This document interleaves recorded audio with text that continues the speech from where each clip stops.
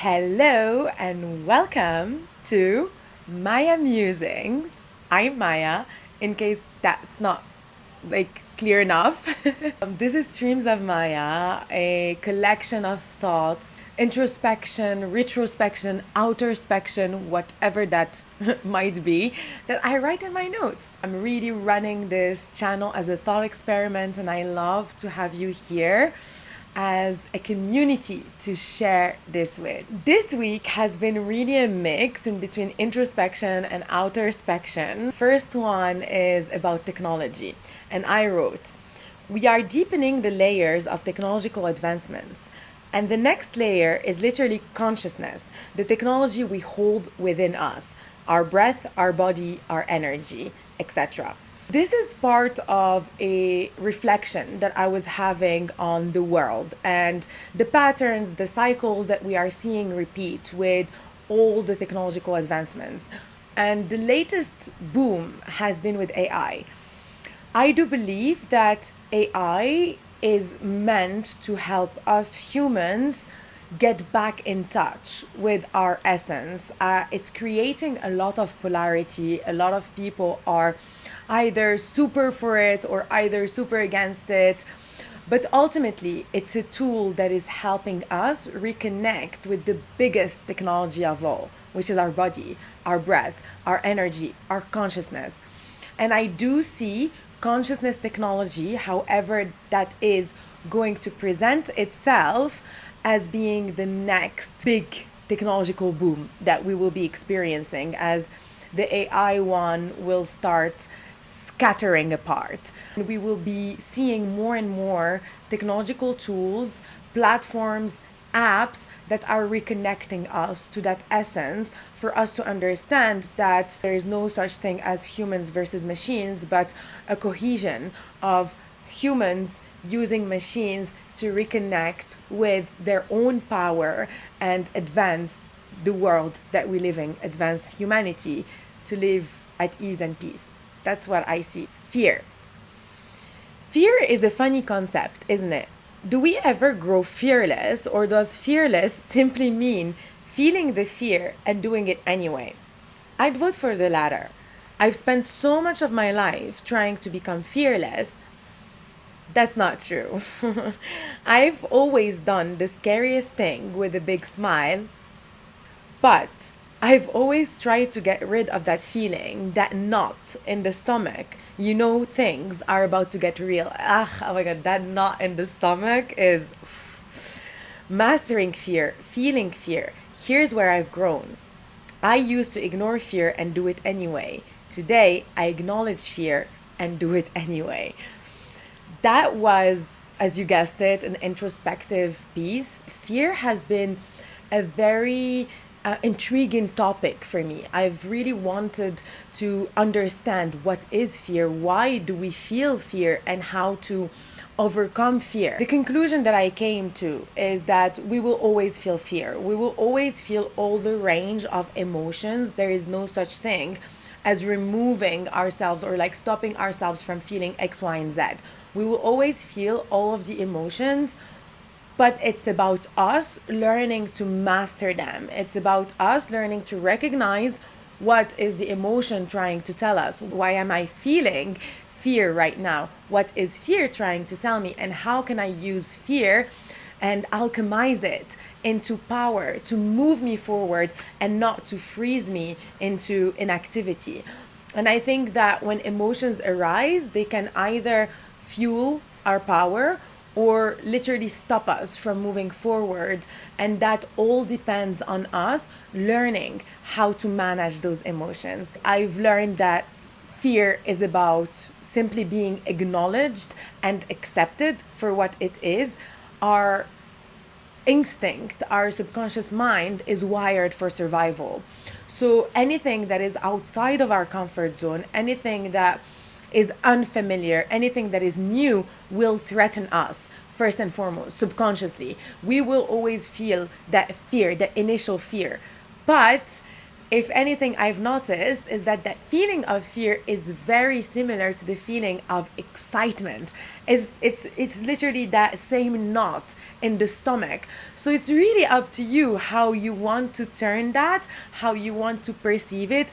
Obviously, there are certain situations where you should be feeling fear and you should be running away for your life. But very often, and I guess you know what I'm talking about here, very often we are feeling fear in situations that are meant to move us forward, that are meant to get us outside of our comfort zone, that are meant to allow us to live our greatest purpose. And these situations, it's about mastering fear and alchemizing it into power. Diabetes. I just realized my diabetes is my greatest gift. It allowed me to connect with my body and become so self aware. It was teaching me self trust and how to discern the voice of my intuition. Now that I've learned this, I don't need it anymore. I can let it go. That was such a deep realization, you guys. It literally just hit me. I've had diabetes since I was 10 years old. And that was a big trauma for me because for a 10-year-old, telling them that you're sick and you'll be sick all your life and you cannot eat sweets anymore, which is a great tragedy for a 10-year-old, that was really bad. I've had throughout my life had a lot of resistance towards this diabetes, not really understanding or seeing it as a curse almost. Why did I get it?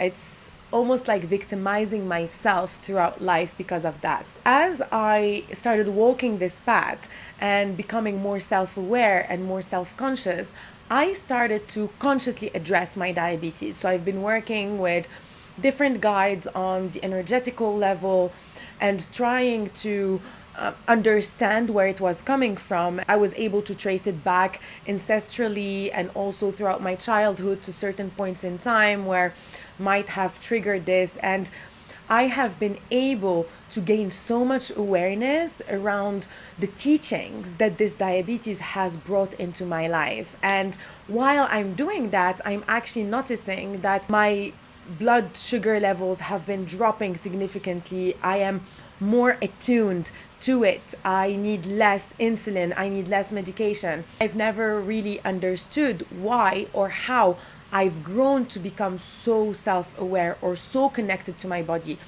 I'm able to detect the most subtle sensations within my body. And it's thanks to my diabetes. I have been able to detect that thanks to my diabetes, because when I am running out of ways to check my blood sugar, for example, which has happened to me a lot of times, I would have to rely on my senses to know if I have low blood sugar or if I have a high blood sugar, how much insulin I need. So it really has allowed me to grow into being more in touch with my body. And I just realized it. And to me, that's one of the biggest blessings.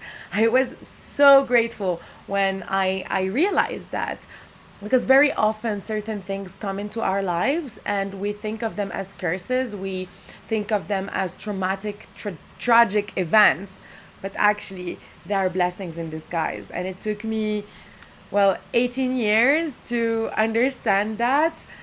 But here we are, and I'm very grateful that I finally come to that understanding. Affirmation. Let's do it properly. Okay. I'm gonna invite you to take a deep breath in. Connect with your heart center and start seeing a beautiful emerald green light emanating from your heart center and really enveloping your entire body, spreading all throughout your cells.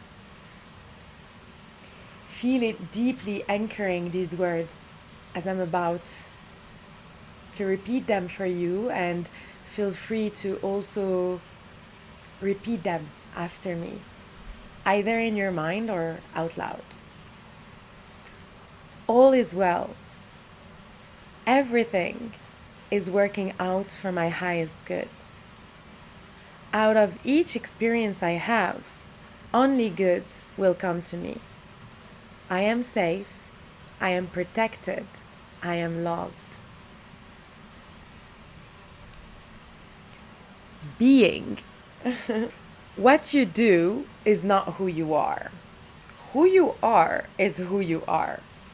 You don't get in life what you do, but rather who you choose to be. That's an insight that came to me as I was reflecting on the whole duality, or as it is perceived, of being versus doing. And truly, something that I've learned throughout my path is, for most of my life, I've been outside of myself trying to do things and trying to prove to the world through doing. I was so disconnected from simply being. I was scared to simply be. And I think that a lot of people are in that same situation, or are not even aware of what being is. And to me, that was one of the greatest lessons I have learned, was to drop back into myself, stop doing for the outer world, and start simply being. What does it even mean to simply be myself? And I've had to go through so much to arrive to this place. It's weird, isn't it? Because we're born as beings. We just are. But then we grow, and society conditions us to live outside of ourselves, to live through our actions, where in reality we must live life through our beingness. And through being, our actions materialize and just flow.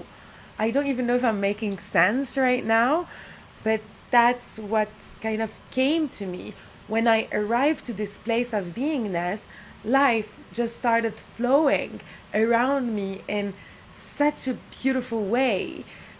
And it's not about me chasing on the outside, it's literally about me fully embracing who I am.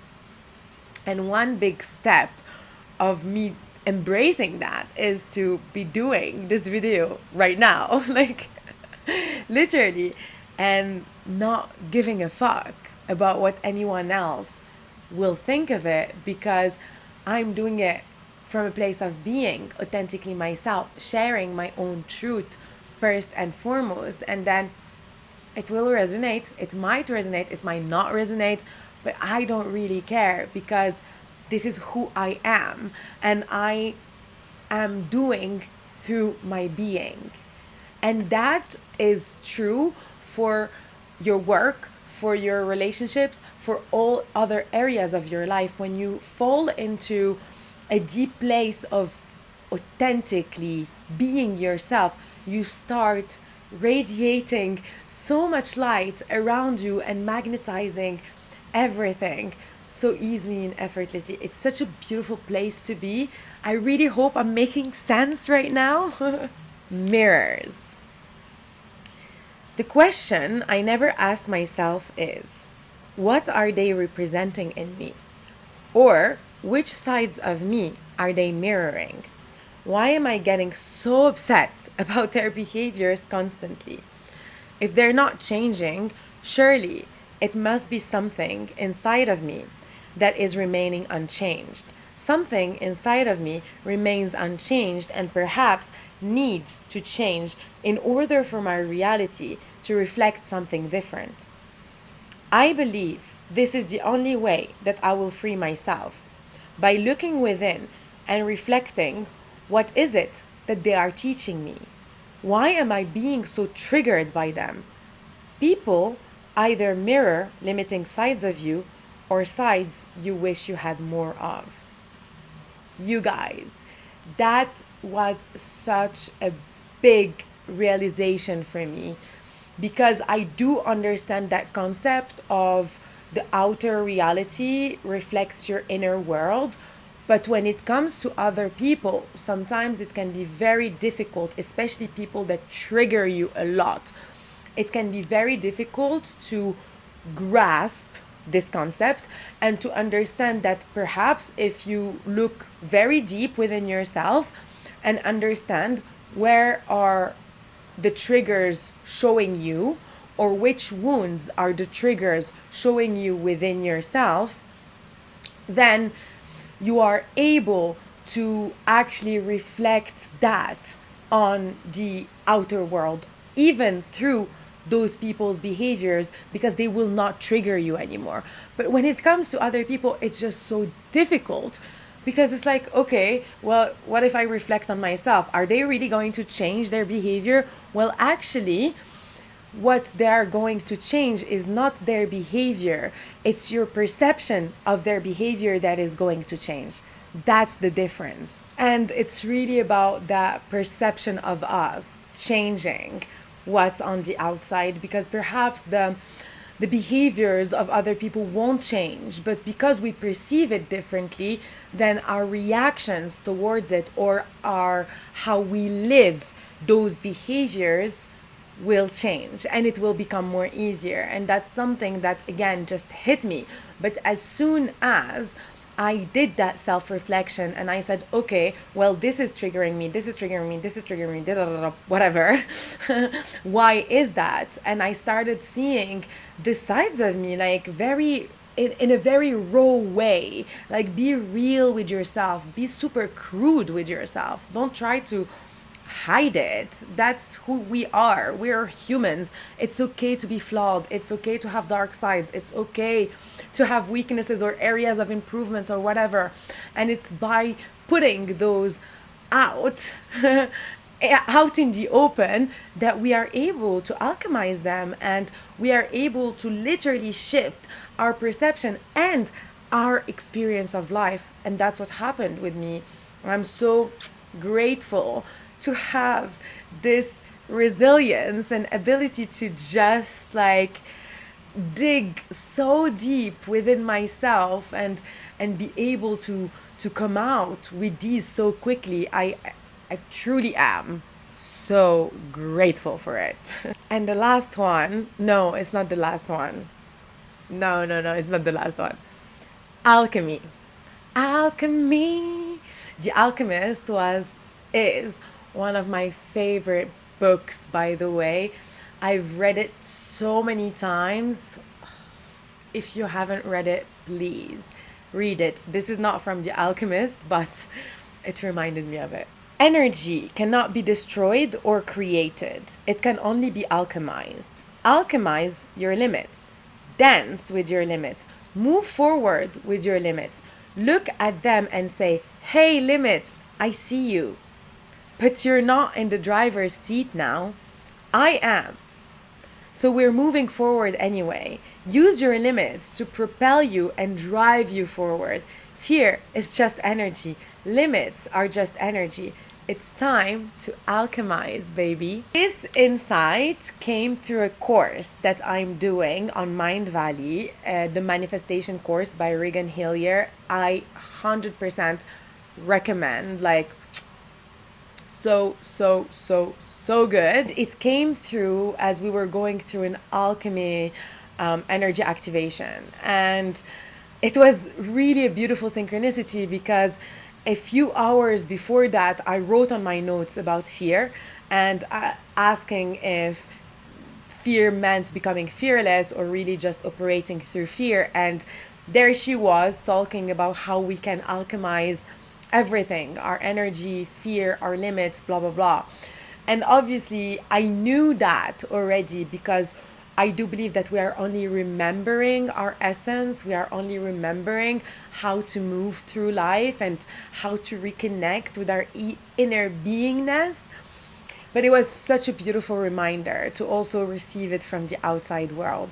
And sometimes the universe will send you synchronicities like this to confirm every little insight that you've had. So yes, please, next time that you are feeling something, next time that you are unable to move forward, take a little moment to simply stop and connect with yourself and ask, what is this trying to tell me right now? How can I alchemize it to allow me to move forward? And you either want to alchemize it into power, love, joy, bliss, or any higher frequency vibration in order to propel you forward. That's what alchemy really means. It's not about turning stuff into gold. It's about turning your inner shadows into power. It's about turning low vibrational frequency within yourself into high vibrational frequency. That's what being an alchemist is. Stillness. I feel like I should be in a more zen mood to read this one for you. To the mind that is still, the whole universe surrenders. Lao Tzu. And it's a quote from the Tao Te Ching, which is a very beautiful book. Highly recommend. This quote is so deep, yet so simple. It literally simply asks you to find your inner stillness, and for the mind that is still, the whole universe literally surrenders. It's about being still among the noise. And I always remember that quote or story by Jay Shetty, where he shares that when he was in India, he was traveling with his teachers, the monks, and he was going on a train, and they would sit and meditate, and he would wait to be at the stops to meditate because he needed stillness to be able to meditate. I'm paraphrasing, right? But then his teacher said, well, life is not going to stop for you so you can meditate. You have to learn to meditate among the noise. You have to learn to meditate among the chaos. And that's literally what this quote is about. It's about us, or prompting us to be still amidst everything that is unfolding around us. Because if anything, we are who we are. We do not move. We are like a lighthouse. It's only the light that is moving through us, but we are still. We are projecting in the world around us from different perspectives, from different perceptions, but stillness is our essence.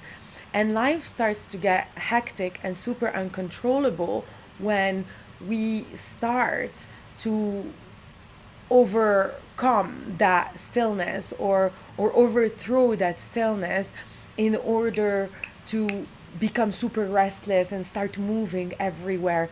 But in reality, it's about being still. When we are still amidst the chaos and are simply observing, our actions are aligned with our core essence, and anything that is unfolding around us starts lessening. The consequences or perceived consequences are not that important anymore. They're not that grand. We cannot live anything that we won't be able to overcome, if that makes sense. But it's truly about cultivating that sense of inner stillness, peace among the chaos. Let the house burn if it has to burn. I will always be within myself. Come back to that place of stillness and act from it. Again, acting from being versus acting from acting. That's a very, very subtle difference. It's a very subtle layer in understanding and going through life, and I hope I've been able to convey it in a way that is understandable. If not, I'm sorry.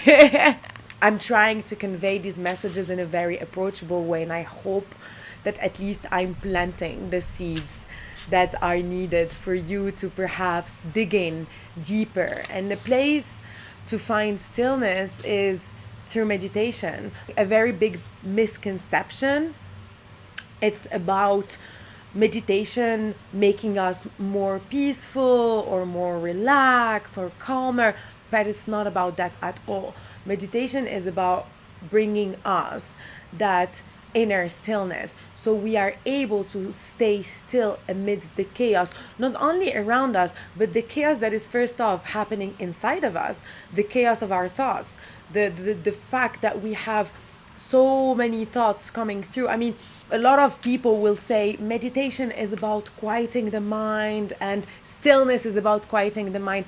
It's not about that at all. There is no such thing as quieting the mind. There is only allowing for the mind to be as loud as it wants to be, and us being in stillness, observing it. And the way we do that is literally to allow. Just allow your mind to say whatever it wants to say, to play the scenarios, the stories, the movies, whatever it is, and simply observe. And I know how I used to hate people that used to tell me this when I first started meditating, but there is no other way, at least that I discovered, to say it. So please, if you have a better way, let me know.